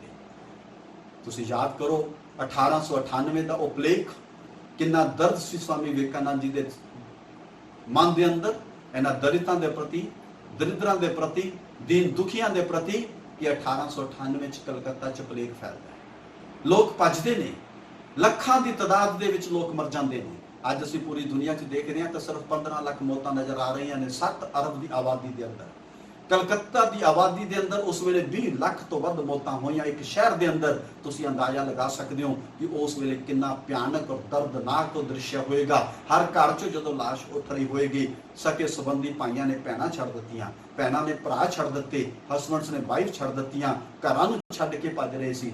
ਤਾਂ ਵਿਵੇਕਾਨੰਦ ਤੇ ਉਹਨਾਂ ਦੇ ਸੰਨਿਆਸੀ, ਉਹ ਸ਼ਰਧਾਲੂ, ਉਹ ਜਿਹੜੇ ਸੰਤ ਮਹਾਤਮਾ ਸਨ, ਉਹ ਇਕੱਠੇ ਹੋਏ। ਰਾਮ ਕ੍ਰਿਸ਼ਨ ਮੱਠ ਦੇ ਸੰਨਿਆਸੀ, ਉਹਨਾਂ ਨੇ ਕਿਹਾ ਵੀ ਤੁਸੀਂ ਵਾਪਸ ਆਪਣੇ ਘਰਾਂ ਨੂੰ ਜਾਓ, ਤੁਸੀਂ ਇਹ ਦ੍ਰਿਸ਼ ਨਹੀਂ ਦੇਖ ਸਕਦੇ, ਤੁਸੀਂ ਇਹ ਦ੍ਰਿਸ਼ ਸਮਝਣ ਦੀ ਖਮਤਾ ਨਹੀਂ ਕਰ ਸਕਦੇ, ਕਲਪਨਾ ਦੇ ਵਿੱਚ ਕਰਕੇ ਹੀ ਆਨੰਦਿਤ ਹੋ ਸਕਦੇ ਹੋ। ਕਿ ਤੁਸੀਂ ਅੰਦਾਜ਼ਾ ਲਗਾਓ ਕਿ ਸੰਨਿਆਸੀ ਜਿਨ੍ਹਾਂ ਦਾ ਕੰਮ ਕਈ ਵਾਰੀ ਅਸੀਂ ਦੇਖਦੇ ਹਾਂ ਕਿ ਲੋਕਾਂ ਤੋਂ ਸੇਵਾ ਕਰਵਾਉਣਾ ਹੁੰਦਾ ਹੈ, ਉਹ ਤੁਹਾਡੇ ਘਰਾਂ 'ਚ ਆ ਕੇ ਤੁਹਾਡੀਆਂ ਸਟੋਰਸ ਨੂੰ ਉਠਾਉਣ, ਤੁਹਾਡੀਆਂ ਵੋਮਿਟਿੰਗਸ ਨੂੰ ਸਾਫ਼ ਕਰਨ, ਤੁਹਾਡੇ ਘਰਾਂ ਦੀ ਸਫਾਈ ਕਰਨ, ਔਰ ਉਸ ਨੂੰ ਕਰਦੇ ਕਰਦੇ ਜੋ ਉਹਨਾਂ ਦਾ ਕੋਈ ਆਪਣਾ ਸਾਥੀ ਡਿੱਗ ਜਾਏ ਤਾਂ ਉਸ ਨੂੰ ਵੀ ਮੋਢਿਆਂ ਦੇ ਉੱਤੇ ਚੱਕ ਕੇ ਲੈ ਜਾਣ। ਇਹ ਕੰਮ ਉਸ ਵੇਲੇ ਸਵਾਮੀ ਵਿਵੇਕਾਨੰਦ ਤੇ ਉਹਨਾਂ ਦੇ ਸਾਥੀਆਂ ਨੇ ਆਪਣੇ ਹੱਥਾਂ ਰਾਹੀਂ ਕੀਤਾ ਕਿ ਇਹ ਜਿਹੜੇ ਲੋਕ ਨੇ, ਇਹ ਜਿਹੜੇ ਦੀਨ ਦੁਖੀ ਨੇ, ਇਹ ਜਿਹੜੇ ਦਰਿਦਰ ਨੇ, ਇਹ ਕੋਈ ਦਰਿਦਰ ਨਹੀਂ, ਇਹ ਦਲਿਤ ਨਹੀਂ, ਇਹ ਦੀਨ ਦੁਖੀ ਨਹੀਂ, ਇਹ ਈਸ਼ਵਰ ਨੇ। ਔਰ ਉਹਨਾਂ ਨੇ ਕਿਹਾ ਦਰਿਦਰ ਨਾਰਾਇਣ ਨੇ। ਔਰ ਇੱਥੋਂ ਤੱਕ ਉਹਨਾਂ ਨੇ ਇਸ ਦੀ ਮਿਸਾਲ ਕਾਇਮ ਕੀਤੀ। ਉਹਨਾਂ ਨੇ ਰਾਮ ਕ੍ਰਿਸ਼ਨ ਮਿਸ਼ਨ ਆਸ਼ਰਮ ਦਾ ਇੱਕ ਅਸੂਲ ਬਣਾਇਆ ਕਿ ਜਿੱਥੇ ਅਸੀਂ ਆਪਣੇ ਮੋਕਸ਼ ਲਈ ਕੰਮ ਕਰਨਾ ਹੈ, ਉਹਦੇ ਨਾਲ ਨਾਲ ਅਸੀਂ ਸਾਡਾ ਦੂਜਾ ਏਮ ਜਿੰਦਾ ਰਹਿੰਦੇ ਹੋਏ ਹੋਏਗਾ, ਜੀਵ ਹੀ ਸ਼ਿਵ ਹੈ, ਨਰ ਹੀ ਨਾਰਾਇਣ ਹੈ। ਇਹਨਾਂ ਦੀਨ ਦੁਖੀਆਂ ਦੀ ਮਦਦ ਕਰਨਾ, ਸੇਵਾ ਕਰਨਾ ਹੀ ਸਾਡਾ ਜੀਵਨ ਦਾ ਲਕਸ਼ ਹੈ। ਇੱਥੋਂ ਤੱਕ ਵਿਵੇਕਾਨੰਦ ਜੀ ਨੇ ਉਹਨਾਂ ਦੇ ਪ੍ਰਤੀ ਆਪਣੀ ਸ਼ਰਧਾਂਜਲੀ, ਆਪਣੀ ਜਿਹੜੀ ਭਾਵਨਾ ਸੀ ਉਹ ਭੇਂਟ ਕੀਤੀ ਦੀਨ ਦੁਖੀਆਂ ਤੇ ਦਰਿਦਰਾਂ ਦੇ ਪ੍ਰਤੀ। ਇਹ ਸਨ ਵਿਵੇਕਾਨੰਦ ਜੀ ਦੇ ਵਿਚਾਰ। ਚੀਖਦੇ ਸਨ, ਉਹਨਾਂ ਦੀਨ ਦੁਖੀਆਂ ਨੂੰ ਦੇਖਦੇ ਹੋਏ ਚਲਾਉਂਦੇ ਸਨ। ਔਰ ਇਸੇ ਕਰਕੇ ਉਹਨਾਂ ਨੇ ਉਸ ਵੇਲੇ ਦੇ ਹਿੰਦੁਸਤਾਨੀ ਨੌਜਵਾਨਾਂ ਨੂੰ ਝੰਜੋੜਿਆ ਕਿ ਤੁਸੀਂ ਸਾਰਾ ਧਰਮ ਆਪਣੀ ਰਸੋਈ ਤੱਕ ਸੀਮਤ ਕਰਕੇ ਰੱਖ ਲਿਆ ਹੈ, ਇਹਨਾਂ ਗਰੀਬਾਂ ਦੀ, ਇਹਨਾਂ ਦੀਨ ਦੁਖੀਆਂ ਦੀ ਪਰ ਦੇਖਭਾਲ ਕੌਣ ਕਰੇਗਾ? ਹਜ਼ਾਰਾਂ ਸਾਲਾਂ ਤੋਂ ਜੋ ਪੀੜਿਤ ਨੇ ਉਹਨਾਂ ਨੂੰ ਉਠਾਉਣ ਦਾ ਕੰਮ ਕੌਣ ਕਰੇਗਾ? ਵਿਵੇਕਾਨੰਦ ਜੀ ਨੇ ਉਪਰਾਲਾ ਕੀਤਾ। ਔਰ ਉਸ ਤੋਂ ਬਾਅਦ ਹਿੰਦੁਸਤਾਨ ਦੀ ਕਿਸ ਤਰੀਕੇ ਦੇ ਨਾਲ ਤਸਵੀਰ ਬਦਲੀ, ਕਿਸ ਤਰੀਕੇ ਨਾਲ ਤਕਦੀਰ ਬਦਲੀ, ਉਹ ਸਾਡੇ ਕੋਲੇ ਆਪਣੇ ਆਪ ਦੇ ਵਿੱਚ ਇੱਕ ਮਿਸਾਲ ਹੈ। ਮੈਂ ਚੌਥੀ ਗੱਲ ਜਿਹੜੀ ਅੱਜ ਪੂਰੀ ਦੁਨੀਆ ਦੇ ਵਿੱਚ ਇੱਕ ਚਰਚਾ ਦਾ ਵਿਸ਼ੇ ਹੈ, ਹਿੰਦੁਸਤਾਨ ਦੇ ਵਿੱਚ ਵੀ ਹੈ, ਉਹ ਹੈ ਕਿ ਰਿਸਪੈਕਟ ਟੁਵਰਡਸ ਵੂਮਨ, ਔਰਤ ਦੇ ਪ੍ਰਤੀ ਰਿਸਪੈਕਟ ਦੀ ਭਾਵਨਾ। ਇਸ ਗੱਲ 'ਚ ਕੋਈ ਸ਼ੱਕ ਨਹੀਂ, ਸਦੀਆਂ ਤੋਂ ਹਰ ਧਾਰਮਿਕ ਗ੍ਰੰਥ, ਹਰ ਧਰਮ ਇਹ ਗੱਲ ਕਹਿੰਦਾ ਆਇਆ ਕਿ ਔਰਤ ਦੀ ਸਨਮਾਨ ਹੋਣਾ ਚਾਹੀਦਾ ਹੈ। पर यह भी नाल दी नाल हकीकत है कि औरतों के उत्ते जुल्म भी होया। विवेकानंद जी ने तो इत्थों तक कहा कि हिंदुस्तान की अगर बर्बादी हुई, हिंदुस्तान की अगर गुलामी हुई है तो वो दो कारण ने। एक तो उन्होंने जिस तरीके दे नाल गरीब और दरिद्र लोगों को कुचलिया, ट्रैंपलिंग की, उन्होंने कुचलिया गया। तो दूजा है कि ग्राइंडिंग ऑफ द वूमेन, जिस तरीके दे नाल औरतों के उत्ते जुल्म होया तो औरतों पर तशद्दुद हुई है। ये दो करना करके हिंदुस्तान की जिहड़ी तकदीर सी वो डाउनवर्ड गई है और हिंदुस्तान की बर्बादी के दो कारण ने। जो असीं विवेकानंद जी नूं पढ़ते हैं, उन्होंने जीवन के उपदेश देखने की कोशिश करते हाँ, मैं 3-4 चीज़ां तुहाडे सामने रखांगा। अज के वड्डे वड्डे नारीवादी लोग जिन्होंने असीं बहुत वड्डे वूमेन प्रोपागेटर्स कहने हैं, अगर तुसीं उन्होंने पूछो कि तुसीं की चाहते हो तो वह कहेंगे कि असीं एक लिस्ट बना के सामने रख देंगे ने कि औरतों ने ये अधिकार होने चाहिए, औरत पुरुष की बराबरता होनी चाहिए। तुसीं अंदाजा लगाओ कि अज तो लगभग 125 साल पहला जो ये सवाल विवेकानंद जी को पूछा गया तो विवेकानंद जी ने दो कंटैक्स के विच इहदा जवाब दिता, एक संकेतात्मक है और एक स्पष्ट है। जो विवेकानंद जी को पूछा गया तो कि विधवा उस वेले, क्योंकि विधवा विवाद उत्ते एक सवाल सी कि उसनों इजाजत होनी चाहिए दोबारा शादी की या नहीं होनी चाहिए, तब विवेकानंद जी ने उस वेले कहा, जब उन्होंने पूछा गया कि शादी होनी चाहिए या नहीं, तो उन्होंने कटाक्ष के विच उसका जवाब दिता कि मैं विधवा हाँ, कि इस गल का फैसला मैं करूँगा। तो उन्होंने कहा नहीं, इस गल का फैसला विधवा करेगी। अगर वह शादी करना चाहती है तो उसको इजाजत होनी चाहिए, अगर वह शादी नहीं करनी चाहिए तो उसको मजबूर नहीं किया जाना चाहिए। ये चॉइस उस विडो की है, उस विधवा की है। समाज का कोई भी वर्ग, चाहे वह पुरुष है या औरत है, उस दे उत्ते पाबंदी नहीं लगा सकती कि उसने की करना चाहिए है। दोनों स्थितियों के विच ये आज़ादी उसके कोल होनी चाहिए। जो स्वामी जी को पूछा गया कि औरतों के संबंध के विच तुहाडे की विचार हैं, तो उन्होंने कहा कि औरतों के संबंध के विच मैं गल कहनी चाहांगा कि जिन्नी उन्होंने माड़ी स्थिति हुई है वो सिर्फ तो सिर्फ पुरुष जिम्मेवार हैं। वो कहते कि तुसी लोगों ने उन्होंने तकदीर को बदलने की कोशिश की थी, इसे करके उन्होंने हालत हुई है। तो जे कहते मेरी गल पुछो तो मैं कहना चाहांगा कि सारे औरतों के मसले अगर तुसी औरतों के उत्ते छड़ दिओ तो औरतां अपने मसलिਆਂ ਨੂੰ आप सुलझा लैणगीਆਂ। ਮੈਨੂੰ औरतों की काबलियत उत्ते पूरा विश्वास है और हिंदुस्तान की औरतों के उत्ते तो पूरा विश्वास है कि वह अपनी मसलिਆਂ ਨੂੰ सुलझाने की पूरी क्षमता रखदियां हैं। अगर तुसी चाहते हो कि फिर भी तुसी उन्हां लई कुछ करो तो मैं सिर्फ चाहूँगा कि तुसी सिर्फ एक चीज़ करो कि औरतों को एजुकेशन दे दिओ, हिंदुस्तान की औरतों को एजुकेट कर दिओ। वो अपन तमाम मुश्किलों का मुकाबला, अपन तमाम मुश्किलों का समाधान वो खुद कर सकदियां ने। और इस गल की उन्होंने 100% जी फ्रीडम होनी चाहिए है। एक 100% फ्रीडम की गल विवेकानंद जी ने की। और विवेकानंद वो शख्सियत नहीं सन जो सिर्फ विचार प्रकट करते सन, उन्होंने अपना चरित्र, क्योंकि उन्होंने चरित्र के उत्ते बहुत बड़ा जोर दे के गल कही, उन्होंने अपना चरित्र बड़ा उच्च कोटि का सी। और स्वामी विवेकानंद की उच्च चरित्र की जी प्रकाष्ठा है, उसकी जी सबूत ने वो ये नहीं हैं कि उन्होंने हिमालय च बैठ के, गुफावां च बैठ के अपने चरित्र को प्रदर्शित किया है कि मेरा चरित्र सच्चा तो सुच्चा है, बल्कि उन्होंने पश्चिम जो कि बहुत एडवांस कंट्री सी, उन्हां दियां जिहड़ियां एडवांस महिलावां सी, उन्हां दे विच बैठ के भी अपने चरित्र की पवित्रता ते आंच नहीं आन दित्ती। ये विवेकानंद जी की चरित्रता की प्रकाश है। जो उदाहरण के रूप दे विच रखिए तो दो एग्जाम्पल साडे सामने आंदियां ने। उस वेले की सब तो खूबसूरत औरत, वर्ल्ड फेमस ओपेरा डांसर एमा कालवे की एग्जाम्पल साडे सामने है, जिसके उत्ते फ्रांस का राजकुमार भी मोहित सी, लेकिन उसने फ्रांस के राजकुमार को भी शादी करने तो इनकार कर दी सी। वो एमा कालवे स्वामी विवेकानंद जी को मिलन लिए आती है। मैं उसकी पूरी डिटेल दे विच ना जाते हुए सिर्फ उसका नटशा तुहाडे नाल साझी करदा जो उसने अपने एक पत्र दे विच मैंशन किया है। तो उन्हें कहा कि जब मैं स्वामी विवेकानंद जी को मिलन के लिए गई तो उन्होंने मैनू सिस्टर ते डॉटर कह के संबोधित किया। मेरे मन के वो सवाल जो मैं कदे किसी नाल साझे नहीं किए सन, विवेकानंद जी ने मेरे सामने रखे। तो मैं ये गल कह सकती हाँ कि अगर कदे मैं ईश्वर के रूप दे विच, मानव के रूप दे विच किसी ईश्वर के दर्शन अगर कदे कर सकती हाँ तो अज मैं स्वामी विवेकानंद के रूप दे विच कीते। इस एमा कालवे के शब्द हैं। ये एमा कालवे वही है जिहड़े एक बहुत करीबी मित्र सन उस वेले दे करोड़ापति अरबापति, जिन्होंने मिलीनियर असीं कह देने उस वेले दे रॉकफेलर, दुनिया के सब तो बड़े बिजनेसमैन, वो स्वामी विवेकानंद जी को मिलन लिए आते हैं। बेहद कंजूस और उसका ਪੂਰਾ ਵਰਤਾਵ ਬਦਲ ਦਿੰਦੇ ਨੇ स्वामी विवेकानंद।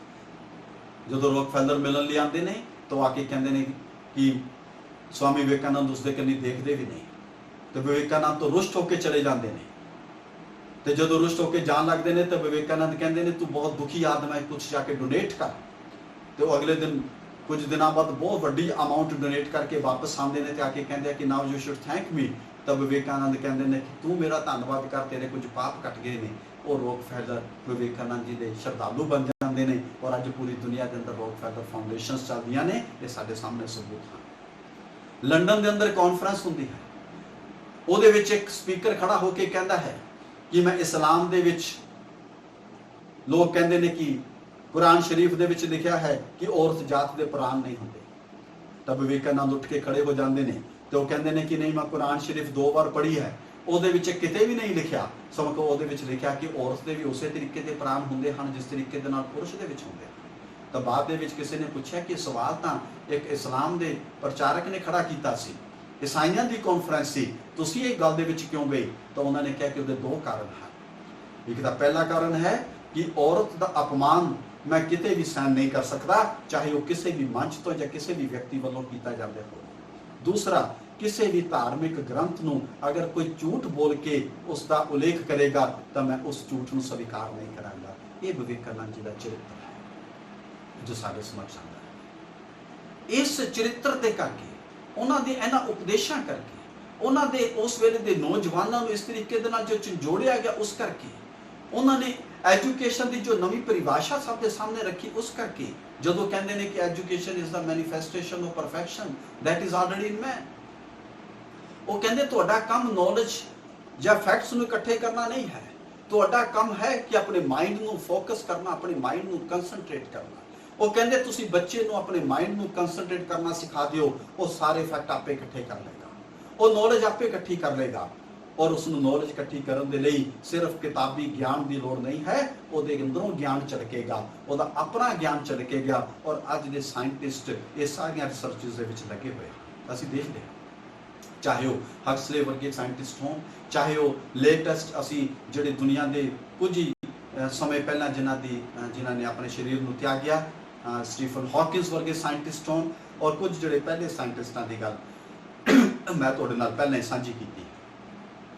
ਉਹਨਾਂ ਨੇ ਕਿਹਾ ਕਿ ਐਜੂਕੇਸ਼ਨ ਇਹ ਨਹੀਂ ਹੈ ਕਿ ਤੁਸੀਂ ਕਿਸੇ ਦੇ ਦਿਮਾਗ ਦੇ ਵਿੱਚ ਕੁਝ ਚੀਜ਼ਾਂ ਪਾ ਦਿਓ ਔਰ ਉੱਤੇ ਗਲਦੀ ਰਵੇ, ਸਰਦੀ ਰਵੇ ਔਰ ਉਸ ਨੂੰ ਆਪਣੀ ਹੀ ਸੱਭਿਅਤਾ ਦੇ ਉੱਤੇ ਨਿਰਾਸ਼ ਹੋਣਾ ਪੈ ਜਾਏ ਔਰ ਉਸ ਦੇ ਉੱਤੇ ਹੀ ਉਹ ਕਮੈਂਟ ਕਰਨ ਲੱਗ ਜਾਵੇ ਔਰ ਆਪਣੇ ਹੀ ਮਾਤਾ ਪਿਤਾ ਦੇ ਉੱਤੇ ਉਹ ਇਲਜ਼ਾਮ ਲਗਾਉਣ ਲੱਗ ਜਾਵੇ ਔਰ ਆਪ ਵੀ ਇੱਕ ਪਾਗਲ ਦੀ ਤਰ੍ਹਾਂ ਜ਼ਿੰਦਗੀ ਬਤੀਤ ਕਰਨ ਲੱਗ ਜਾਵੇ। ਉਹ ਐਜੂਕੇਸ਼ਨ ਨਹੀਂ ਹੈ। ਐਜੂਕੇਸ਼ਨ ਹੈ ਜੋ ਉਸ ਨੂੰ ਡਿਵਿਨਿਟੀ ਦੀ ਤਰਫ ਲੈ ਜਾਂਦੀ ਹੈ। ਜਦੋਂ ਵਿਵੇਕਾਨੰਦ ਕਹਿੰਦੇ ਨੇ education is the manifestation of perfection that is already in man, ਤੁਹਾਡੇ ਅੰਦਰ ਹੀ 100% ਹੈ, ਤੁਸੀਂ ਆਪਣੇ ਅੰਦਰ ਉਸ 100% ਨੂੰ ਮੈਨੀਫੈਸਟ ਕਰਨਾ ਸਿੱਖਣਾ ਹੈ। ਉਹ ਸਿੱਖਣ ਦੀ ਪਹਿਲੀ ਸੀੜੀ ਹੈ, ਪਹਿਲੀ ਪੌੜੀ ਹੈ ਉਹਦੀ ਕੰਸੈਂਟਰੇਸ਼ਨ। ਕਿਉਂਕਿ ਵਿਵੇਕਾਨੰਦ ਜੀ, ਮੈਂ ਜਿਸ ਤਰ੍ਹਾਂ ਪਹਿਲਾਂ ਕਿਹਾ ਕਿ ਦੁਨੀਆ ਦੇ ਸਭ ਤੋਂ ਵੱਡੇ ਸਾਇੰਟਿਫਿਕ ਮਾਈਂਡਸ ਹਨ। ਔਰ ਵਿਵੇਕਾਨੰਦ ਜੀ ਦੀ ਇੱਕ ਖੂਬਸੂਰਤੀ ਹੋਰ ਹੈ, ਉਹ ਇਹ ਨਹੀਂ ਕਹਿੰਦੇ ਕਿ ਅਗਰ ਇੱਕ ਵਿਅਕਤੀ ਦੇ ਅੰਦਰ ਇਹ ਖੂਬੀਆਂ ਹਨ ਤਾਂ ਦੂਜੇ ਦੇ ਵਿੱਚ ਨਹੀਂ ਹੋ ਸਕਦੀਆਂ। ਉਹ ਕਹਿੰਦੇ ਨਹੀਂ, ਅਗਰ ਇੱਕ ਜੀਸਸ ਕ੍ਰਾਈਸਟ ਪੈਦਾ ਹੋਇਆ ਹੈ, ਅਗਰ ਇੱਕ ਗੌਤਮ ਬੁੱਧ ਪੈਦਾ ਹੋਇਆ ਹੈ, ਅਗਰ ਇੱਕ ਗੁਰੂ ਨਾਨਕ ਪੈਦਾ ਹੋਇਆ ਹੈ, ਅਗਰ ਇੱਕ ਕ੍ਰਿਸ਼ਨ ਪੈਦਾ ਹੋਇਆ ਹੈ, ਤਾਂ ਤੁਸੀਂ ਵੀ ਗੌਤਮ ਬੁੱਧ ਬਣ ਸਕਦੇ ਹੋ, ਤੁਸੀਂ ਵੀ ਨਾਨਕ ਬਣ ਸਕਦੇ ਹੋ, ਤੁਸੀਂ ਵੀ ਕ੍ਰਿਸ਼ਨ ਬਣ ਸਕਦੇ ਹੋ, ਤੁਸੀਂ ਵੀ ਉਹ ਮਹਾਪੁਰਸ਼ ਬਣ ਸਕਦੇ ਹੋ, ਬਸ਼ਰਤੇ ਤੁਸੀਂ ਵੀ ਆਪਣੇ ਅੰਦਰ ਉਸ ਨੂੰ, ਜ਼ਿੰਦਗੀ ਨੂੰ ਉਸ ਢੰਗ ਦੇ ਨਾਲ ਜੀਵਨ ਦੀ ਕੋਸ਼ਿਸ਼ ਕਰੋ, ਉਸ ਸੱਚੇ ਢੰਗ ਦੇ ਨਾਲ, ਉਸ ਫੋਕਸ ਦੇ ਨਾਲ, ਉਸ ਕੰਸੈਂਟਰੇਸ਼ਨ ਦੇ ਨਾਲ, ਉਸ ਡਿਵਿਨਿਟੀ ਨੂੰ ਲੱਭੋ। ਵਿਵੇਕਾਨੰਦ ਬਣ ਸਕਦੇ ਹੋ ਅਗਰ ਤੁਸੀਂ ਵੀ ਆਪਣੀ ਕੰਸੈਂਟਰੇਸ਼ਨ ਦਾ ਲੈਵਲ ਉਸ ਸੀਮਾ ਤੱਕ ਲਿਜਾਣ ਦੀ ਕੋਸ਼ਿਸ਼ ਕਰਦੇ ਹੋ। ਵਿਵੇਕਾਨੰਦ ਜੀ ਦੇ ਜੀਵਨ ਦੀਆਂ 2 ਘਟਨਾਵਾਂ ਨੇ ਜੋ ਵਿਦਿਆਰਥੀਆਂ ਨੂੰ ਉਤਸ਼ਾਹਿਤ ਕਰਨਗੀਆਂ। ਇੱਕ ਘਟਨਾ ਹੈ ਕਿ ਵਿਵੇਕਾਨੰਦ ਜੀ ਨੇ ਜਦੋਂ ਆਪਣੇ ਪ੍ਰਬੰਧ ਉੱਤੇ ਸਨ ਹਿੰਦੁਸਤਾਨ ਦੇ ਅੰਦਰ, ਤਾਂ ਇੱਕ ਲਾਇਬ੍ਰੇਰੀ ਦੇ ਵਿੱਚੋਂ ਕਿਤਾਬਾਂ ਕੱਢ ਕੇ ਪੜ੍ਹਿਆ ਕਰਦੇ ਸਨ। ਉਹਨਾਂ ਦੇ ਜਿਹੜੇ ਨਾਲ ਦੇ ਸੰਨਿਆਸੀ ਸੀ, ਲਾਇਬ੍ਰੇਰੀ 'ਚ ਜਾਂਦੇ ਸੀ, ਰੋਜ਼ 8-10 ਕਿਤਾਬਾਂ ਲੈ ਕੇ ਆਣੀਆਂ ਤੇ ਅਗਲੇ ਦਿਨ ਦੇ ਆਣੀਆਂ। ਲਾਇਬ੍ਰੇਰੀ ਨੇ ਕਿਹਾ ਵੀ ਇਹ ਕੀ ਡਰਾਮਾ ਫੜਿਆ ਤੁਸੀਂ, ਇੰਨੀਆਂ ਕਿਤਾਬਾਂ ਤੁਸੀਂ ਲੈ ਜਾਂਦੇ ਹੋ, ਇੱਕ ਦਿਨ 'ਚ ਇੱਕ ਕਿਤਾਬ ਪੜ੍ਹਨੀ ਔਖੀ ਹੈ। ਤੇ ਉਹਨਾਂ ਨੇ ਕਿਹਾ ਕਿ ਨਹੀਂ, ਮੈਂ ਤਾਂ ਨਹੀਂ ਪੜ੍ਹਦਾ, ਪਰ ਮੇਰਾ ਸਾਥੀ ਹੈ ਸਵਾਮੀ ਵਿਵੇਕਾਨੰਦ, ਜਿਨ੍ਹਾਂ ਨੂੰ ਉਸ ਵੇਲੇ ਨਰਿੰਦਰ ਕਹਿੰਦੇ ਸੀ, ਵੀ ਉਹ ਪੜ੍ਹਦਾ ਤੇ ਉਹ ਸਾਰੀਆਂ ਕਿਤਾਬਾਂ ਪੜ੍ਹ ਲੈਂਦਾ। ਤੇ ਉਹਨਾਂ ਨੇ ਕਿਹਾ ਸੰਭਵ ਨਹੀਂ। ਉਹਨਾਂ ਦੀ ਮੁਲਾਕਾਤ ਹੋਈ ਲਾਇਬ੍ਰੇਰੀਅਨ ਦੇ ਨਾਲ ਤੇ ਲਾਇਬ੍ਰੇਰੀਅਨ ਨੇ ਕਿਹਾ ਕਿ ਉਹਨਾਂ ਨੇ ਕਿਹਾ ਜਿਹੜੀ ਮਰਜ਼ੀ ਕਿਤਾਬ ਦੇ ਵਿੱਚੋਂ ਮੇਰੇ ਤੋਂ ਪੁੱਛ ਲਓ। ਤਾਂ ਵਿਵੇਕਾਨੰਦ ਨੂੰ ਉਹਨਾਂ ਨੇ ਪੁੱਛਿਆ ਤੇ ਉਹ ਇੱਕ ਲਾਈਨ ਬੋਲਦਾ ਤਾਂ ਵਿਵੇਕਾਨੰਦ ਸਾਰਾ ਪੇਜ ਉਸ ਨੰਬਰ ਵਾਈਜ਼ ਉਸ ਨੂੰ ਦੱਸ ਦਿੰਦੇ ਕਿ ਇਸ ਪੇਜ ਦੇ ਉੱਤੇ ਆ ਲਿਖਿਆ ਹੋਇਆ ਹੈ। ਇੰਨੀ ਕੰਸੈਂਟਰੇਸ਼ਨ ਦਾ ਲੈਵਲ ਉਹਨਾਂ ਦਾ ਹਾਈ ਸੀ। ਔਰ ਵਿਵੇਕਾਨੰਦ ਜੀ ਨੇ ਕਿਹਾ ਕਿ ਇਹ ਸਭ ਦੇ ਲਈ ਸੰਭਵ ਹੈ, ਤੁਸੀਂ ਵੀ ਇਹ ਕਰ ਸਕਦੇ ਹੋ, ਬਸ਼ਰਤੇ ਕਿ ਤੁਸੀਂ ਆਪਣੀ ਕੰਸੈਂਟਰੇਸ਼ਨ ਨੂੰ ਉਹਨਾਂ ਫੋਕਸ ਕਰੋ। ਉਹਨਾਂ ਦੇ ਇਹਨਾਂ ਉਪਦੇਸ਼ਾਂ ਨੂੰ ਸੁਣ ਕੇ ਉਸ ਵੇਲੇ ਦੇ ਮਹਾਪੁਰਸ਼ ਉੱਠ ਕੇ ਖੜੇ ਹੋਏ। ਇਸੇ ਕਰਕੇ ਮਹਾਤਮਾ ਗਾਂਧੀ ਕਹਿੰਦੇ ਨੇ ਕਿ ਵਿਵੇਕਾਨੰਦ ਨੂੰ ਪੜ੍ਹ ਕੇ ਮੇਰਾ ਹਿੰਦੁਸਤਾਨ ਦੇ ਪ੍ਰਤੀ ਪਿਆਰ 1000 ਗੁਣਾ ਵੱਧ ਗਿਆ। ਇਸੇ ਕਰਕੇ ਸੁਭਾਸ਼ ਚੰਦਰ ਬੋਸ ਕਹਿੰਦੇ ਨੇ ਕਿ ਵਿਵੇਕਾਨੰਦ ਦਾ ਨਾਮ ਲੈਂਦੇ ਮੇਰੇ ਰੋਮ ਦੇ ਵਿੱਚ ਬਿਜਲੀ ਦੀਆਂ ਤਰੰਗਾਂ ਫੈਲਣੀਆਂ ਸ਼ੁਰੂ ਹੋ ਜਾਂਦੀਆਂ ਨੇ।